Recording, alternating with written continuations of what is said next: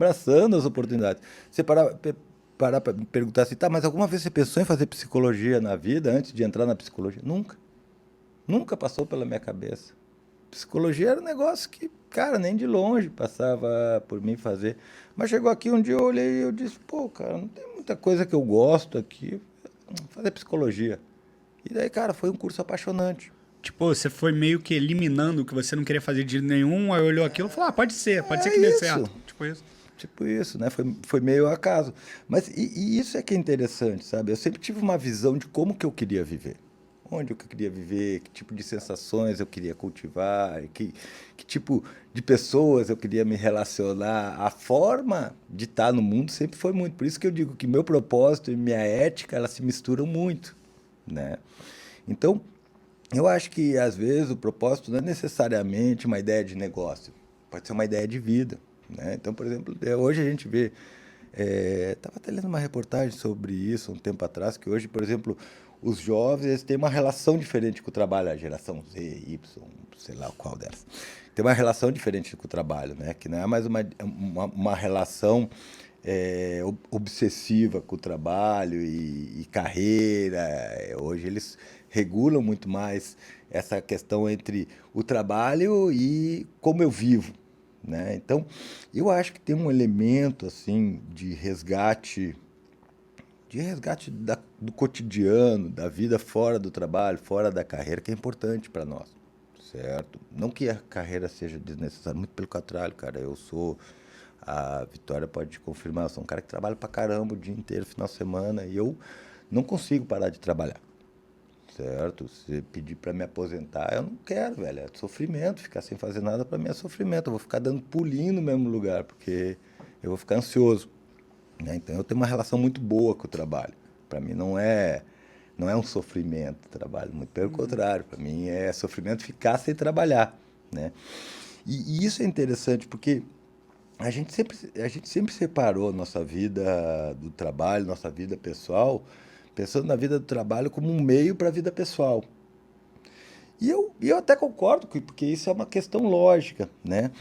E eu acho que as duas vidas são e têm que ser separadas. Mas o que eu acredito é que a gente pode ter uma vida satisfatória no trabalho, com propósitos relacionados ao trabalho, e uma vida pessoal particular satisfatória, né? Que uma coisa não precisa se sobrepor à outra, a menos que as duas coisas, óbvio, de alguma forma se interlacem, né? Hoje, com a internet, muitas vezes a tua vida em casa, cotidiana, com a família, está permeada pelo trabalho, né? No meu caso acontece isso, Sim. né? Eu não vejo necessariamente isso como problema, mas eu acho que a gente tem que ter significado para as coisas que a gente faz, ou no trabalho, de preferência nos dois, mas ou no trabalho ou na vida pessoal. O trabalho não precisa ser hiper significativo, certo? Agora, se você não tiver um trabalho que seja significativo e você não tiver uma vida pessoal que de alguma forma seja significativo, faça sentido para você, isso com certeza vai deixar um espaço de frustração, um espaço, uma ausência. Aí que é, pode ver a depressão até, né? Porque aí fica aquela, ah, não tenho propósito na vida, né? Não gosto do meu trabalho, eu não... acho, eu acho que a depressão vem naquele momento que você diz assim, cara, puta, eu tô num lugar que não é tão ruim, mas não é o que eu quero, mas não consigo sair daqui. É tipo estagnação mesmo, o cara fica, Beco tipo, sem saída. sim, Quando você não vê preso, para né? onde, uma saída para onde, não precisa ser tão ruim, mas não ver uma saída é uma coisa muito, muito complicada. Mas Desculpa, por favor. mas tu tocou num ponto que os jovens, assim, a nova geração, ela realmente tá. Ela não vê tanto o trabalho como aquela coisa principal da vida dele, como antigamente. Acho que também porque também tem muita coisa para fazer agora, né? Parece que tem Eu acho muito que mais sim, coisas. Mas assim, talvez. o ponto que eu queria tocar é o seguinte: a gente falou aqui dos gurus, do empreendedorismo Sim, que virou esse nome, né? Que antigamente era empresário, né? O cara que tinha isso, uma empresa, isso, então. isso. E virou esse glamour com muitas figuras muito carismáticas surgindo aí na mídia, todo mundo conhece. E aí vem esse culto ao empreendedorismo e à produtividade. E aí também eu vejo também muitos jovens que sofrem do contrário. O cara tá domingo vendo Netflix, vendo besteira, né? Não é documentário, não é nada que vai agregar, Perfeito. entre aspas, agregar pra vida dele. Aí ele pensa assim, ele se culpa, né? Eu poderia estar lendo um livro aqui, ou assistindo uma aula. Então, Perfeito. né, sabe? Não tem essa dualidade também? Como é que tu enxerga isso? Ah, Esse eu, culto à produtividade? eu acho que. Eu quero crer, posso estar enganado e talvez os sociólogos possam falar melhor do que isso, né? Mas eu quero crer que quando a gente está falando assim de empreendedorismo, de produtividade, né? Muitas vezes a gente está muitas vezes a gente está destacando uma ideia que dá uma sensação de controle para as pessoas, né? Então é mais ou menos assim, não, eu vou ter sucesso na vida se eu for um cara produtivo, né? E eu vou ser um cara produtivo se eu tiver um propósito, né? Não que isso esteja completamente errado, assim, mas eu acho que é difícil da gente demarcar o que que é produtividade, certo? É muito difícil isso, porque, por exemplo, você pode pensar assim, ah, mas o cara trabalha muito, ele é produtivo? Depende. Às vezes o cara trabalha muito, mas ele não se sente produtivo, certo? Porque ele não atingiu os objetivos, não atingiu o propósito dele. Então, muitas vezes existe uma distorção de avaliação. Eu entendo que, para a maioria das pessoas, a gente associa sucesso a sucesso financeiro ou fama, como se isso fosse alguma forma é, de representação do teu mérito, do teu valor perante os outros, né? E eu tenho uma percepção um pouquinho diferente de sucesso, que eu acho que é mais democrática, né? Porque efetivamente eu imagino que a maioria das pessoas busca sucesso, mas se a gente pensar na questão única e exclusivamente de sucesso financeiro, de algum tipo de fama ou coisa assim, a gente de certa forma, reduz muitas possibilidades de sucesso a condições que não são acessíveis para todas as pessoas. Muitas pessoas vão ter uma vida significativa, uma vida rica em muitos aspectos, né? Mas não necessariamente vão chegar a um patamar financeiro que seja que a gente possa descrever como sucesso. Veja bem, eu não estou relativizando o dinheiro, certo? Não estou dizendo, ah, não, a gente não tem que correr atrás do dinheiro. Nem de longe disso, né? Dinheiro é uma coisa que é importante. Pode ser legal ganhar dinheiro. Eu não vejo problema em ganhar dinheiro. Eu acho que gostar de ganhar dinheiro pode ser que nem gostar de jogar futebol, ou que nem gostar de surfar, ou que nem gostar de ler gibi. Você pode gostar de ganhar dinheiro e efetivamente esse é o teu propósito na vida. Mas não precisa ser só isso, né? Então, o que eu acho que as pessoas têm que entender é que propósito não é uma coisa que você compra dos outros, é uma coisa que você vai desenvolvendo ao longo da sua vida. Os propósitos vão mudando também, né?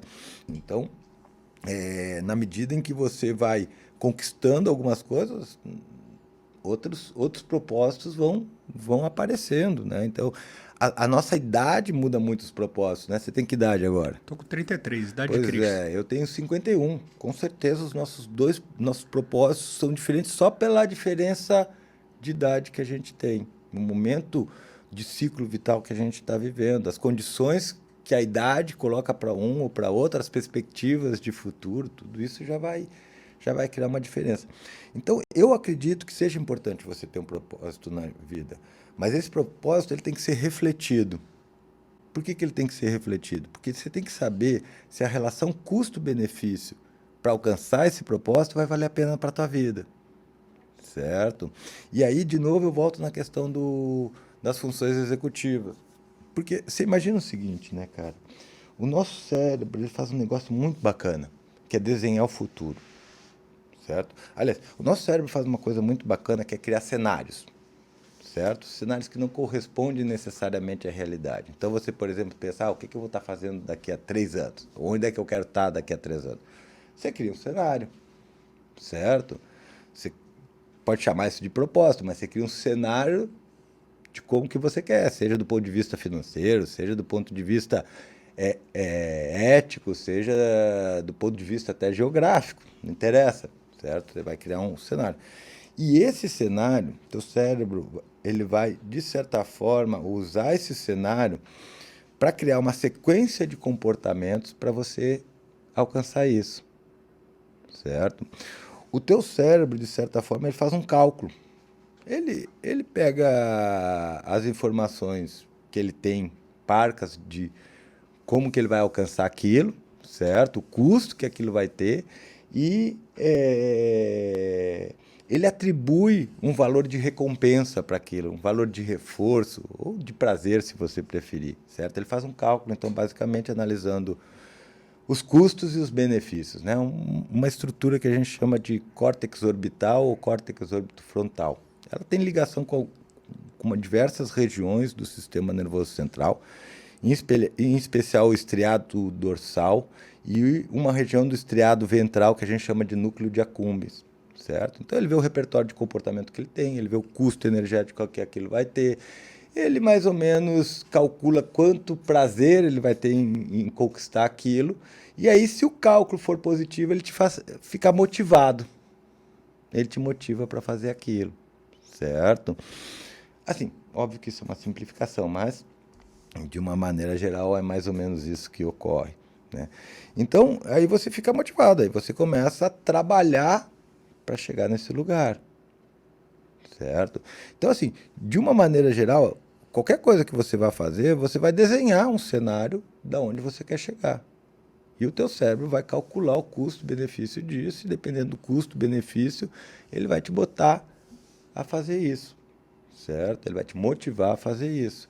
Então, por exemplo, por que é mais fácil eu sentar e ver uma série do que sentar e fazer uma planilha? Por que é mais fácil?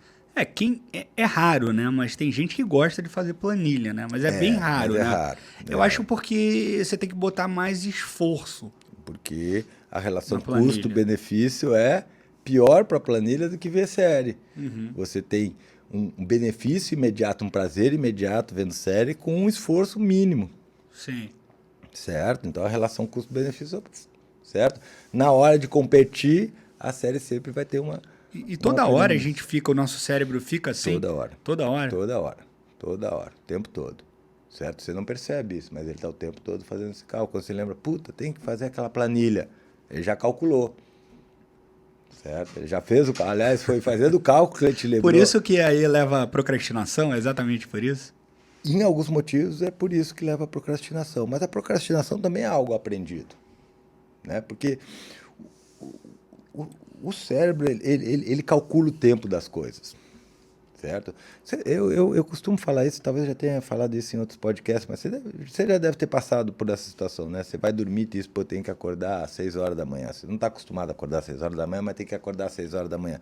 Daí naquele dia você acorda 5 para 6 antes do despertador. Certo? O teu cérebro ele está contando o tempo.